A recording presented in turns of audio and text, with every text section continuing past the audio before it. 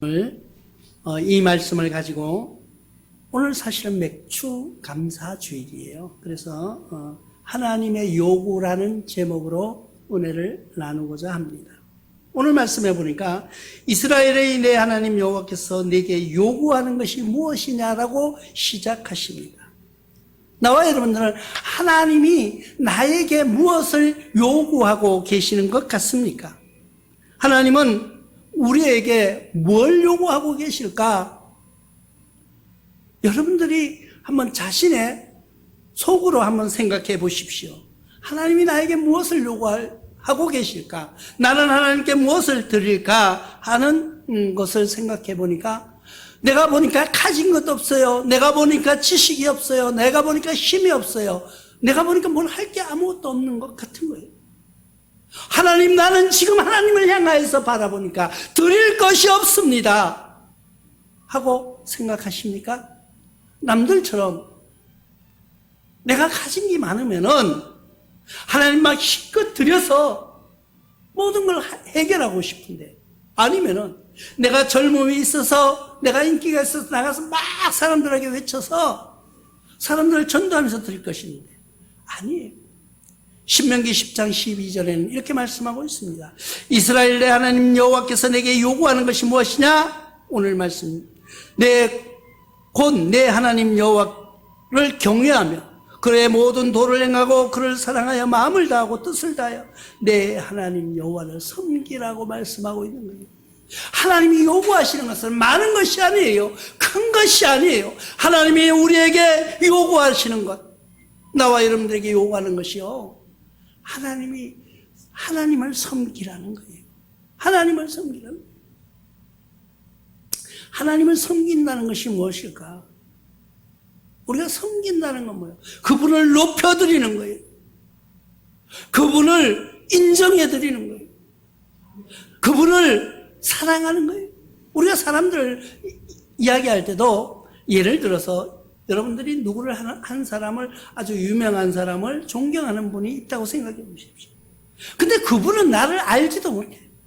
그런데 누군가가 그 사람을 내서 헌담을 하면은 뭐라고 말씀합니까? 당신 그거 확인할 수 있어? 내가 생각하는 그분은 그런 분이 아니야 하면서 막 반론하잖아요. 우리가 특별히 정치하는 분들 이야기하는 거 봐요. 여와 야가 싸우고요, 진보와 보수가 싸우는 사람들 가만히 한번 생각해 보십시오. 그 사람들이 직접 그분하고 뭐 친밀 관계가 있냐고요? 만나서 뭐 커피라도 한잔 했냐고요? 아무것도 아닌 사람이에요. 그 사람 만나면 당신 누군지도 몰라요. 그런데도요, 그 자기가 좋아하는 지지자를 누가 뭐라고 하면은요, 그냥 죽일 듯이 대드는 것이 인간이에요. 그걸 뭐라고요?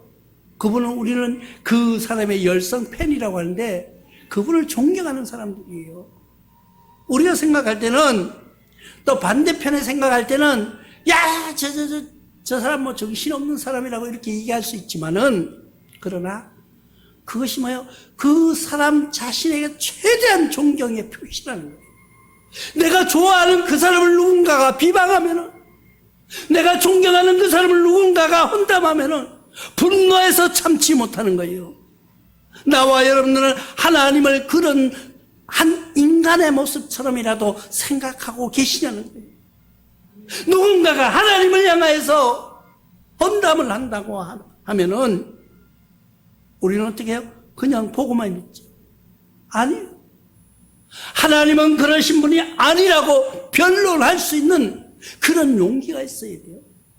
예수님을 향하여서 누군가가 뭐라고 한다고 하면은, 예수님은 그런 분이 아니야, 억울하게 십자가에서 못 박히셨다는 것을 분명히 이야기할 줄 아는 그런 믿음이 진짜 믿음이라는 거예요. 우리는 세상을 향하여서도, 많은 사람들을 향하여서도, 일가 친척을 아니면 교우들 간에서도 진짜 하나님이 무엇을 요구하는가, 하나님이 무엇을 원하는가를 분명히 알고 신앙생활을 해야 되는데 그렇지 못한 사람들이 많아요. 그래서 세상 사람들과 어울리면은 자꾸 엉뚱한 소리 하는 거예요. 여러분들 혹시 그런 이야기 들어보셨나요? 교회 가가지고 장로님이 됐다고 그러면 생각해 보십시오. 예전에는요, 제가 어렸을 때만 해도요, 사람들이 뭐라 그래? 누구 결혼하는데, 아, 그 아버지가 장로님이래. 이러면은, 물어볼 필요도 없다. 물어볼 필요도 없다. 왜? 괜찮다, 이 말이에요. 장로님 아들, 딸이면은, 그냥 뭐 최고예요. 왜? 최고 교육을 받았을 거라 생각합니다. 근데 어느 순간 세월이 바뀌면서, 요즘은요, 교회 직분을 받았다 이러면요, 나가서 이야기하면, 와, 니 교회 돈 많이 냈는가 보네. 왜 그렇게 바뀌어졌을까요? 그것은 누구의 잘못이에요? 나와 여러분들의 잘못이에요. 우리가 신앙으로 바로 서지 못하고 모든 것이 돈과 연결되어 있다는 거예요. 하나님도 우리가 믿는 것을 돈으로 아유, 나 교회 오라. 나 돈이 없어 못 가요. 아, 교회에 돈 내고 들어오냐고요. 그러니까 교회 가면 그래도 남한테 보이게, 사람한테 보이려고 하지 말라는 거예요.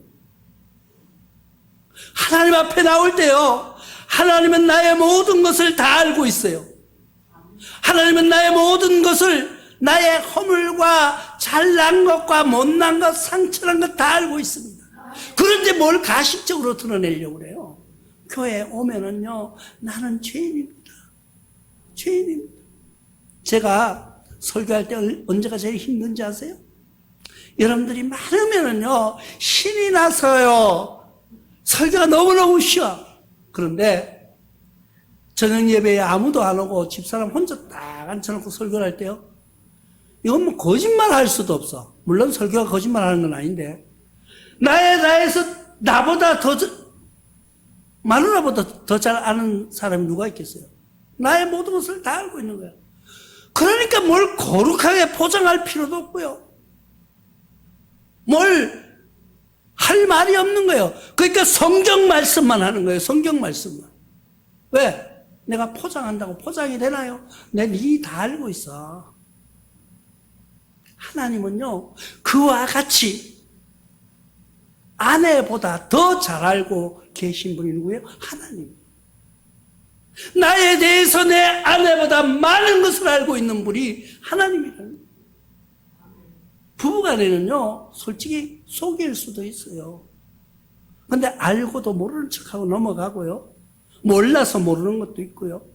그러나 하나님은 그런 분이 아니시라는 거예요.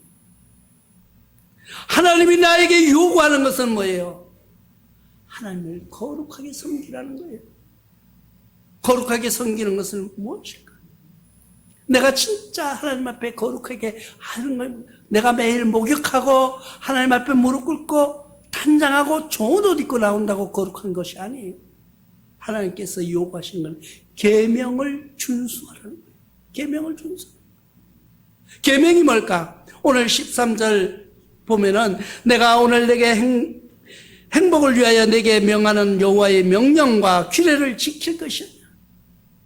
하나님께서 우리에게 주시는 모든 것을 지키라는 거예요. 그것이 뭐예요? 행복을 위하여서, 행복을.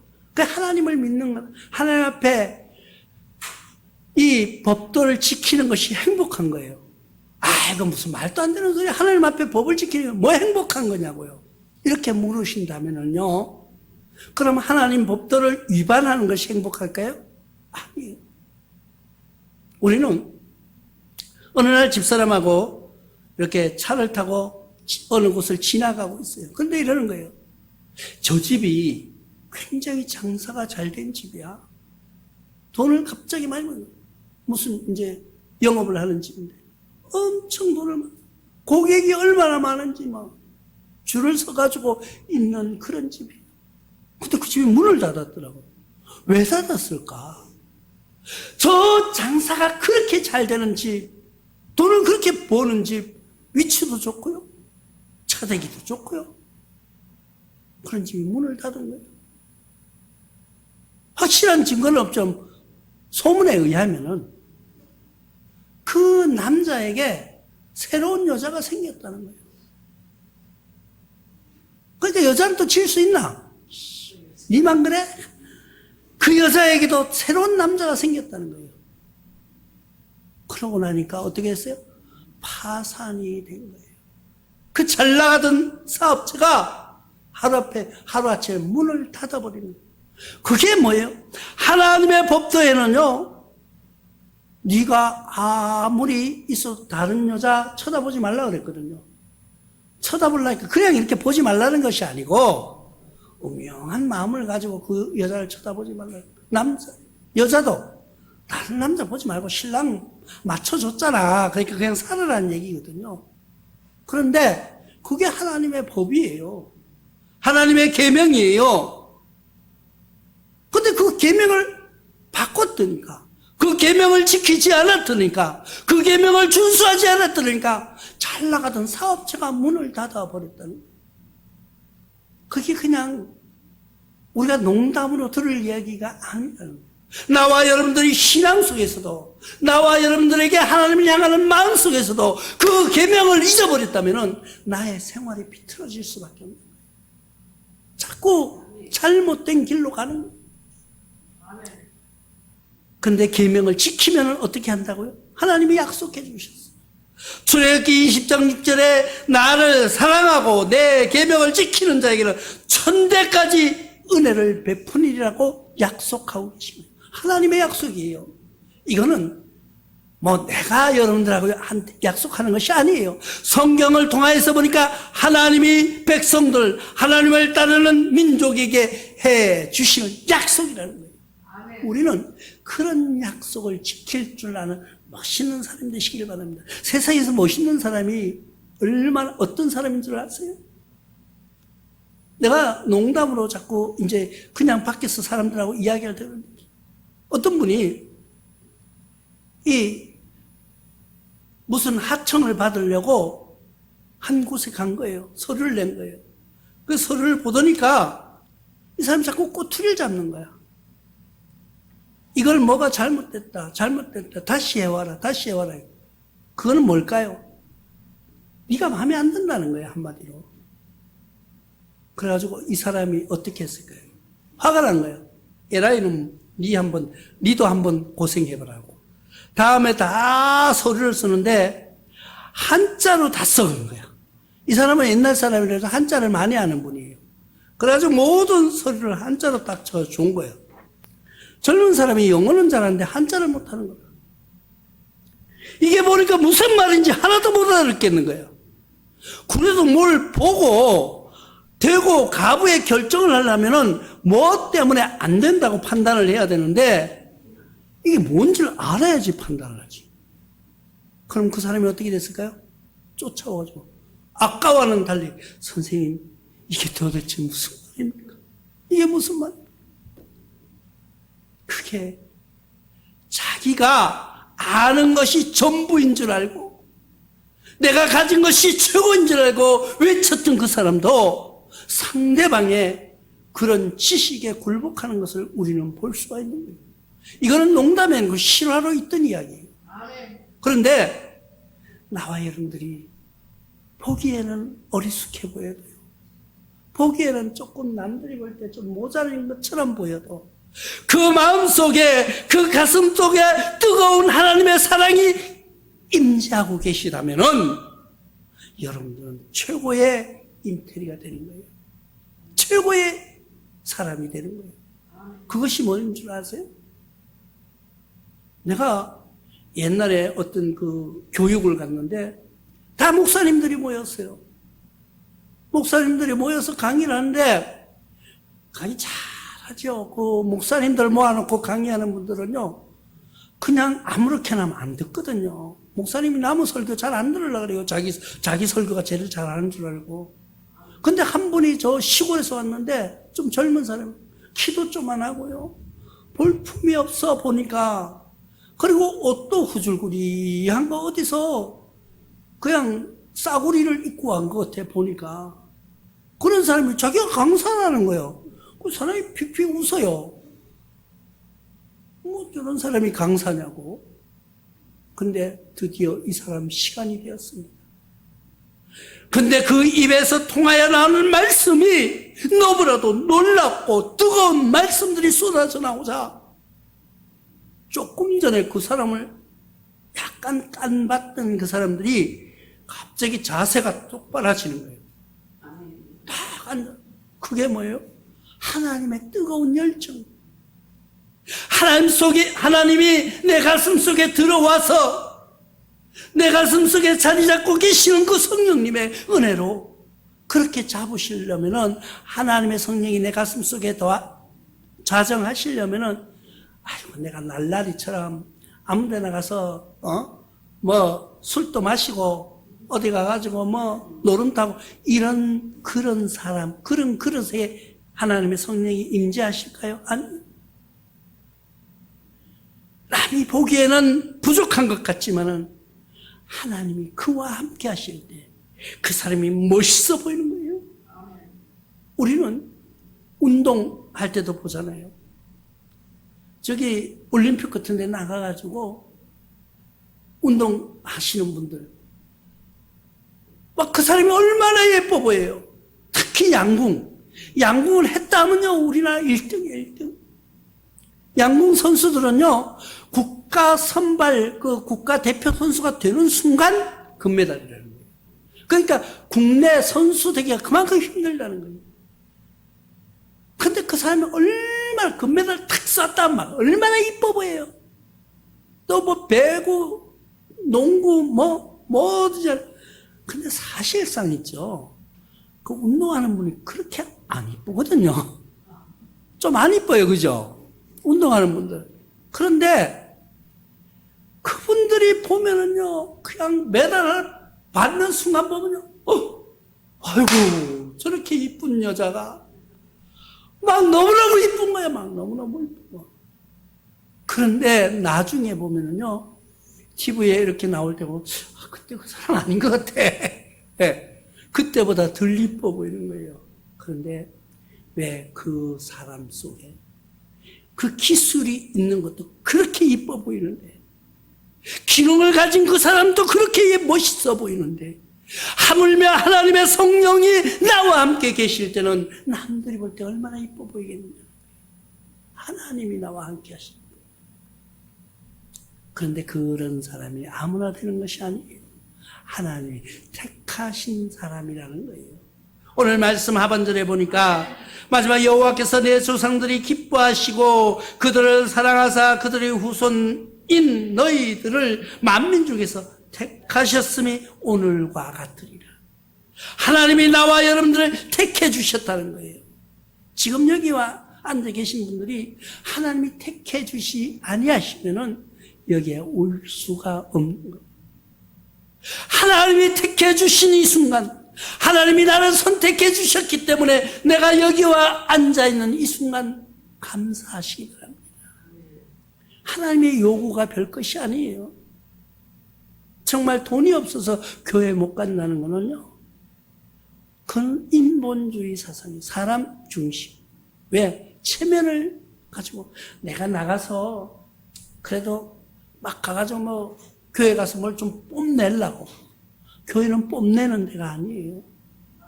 교회에서는 사람이 인기로 좌지우지하는 단체가 아니에요.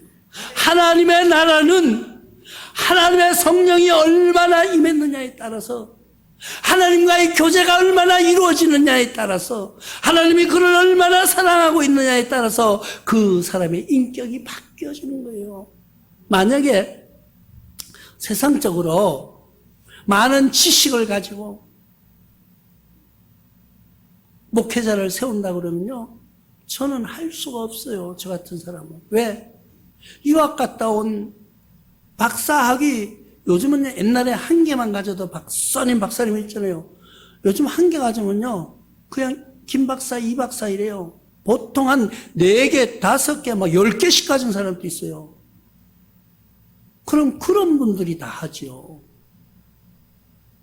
그런데 하나님의 사람은 그런 것이 아니에요.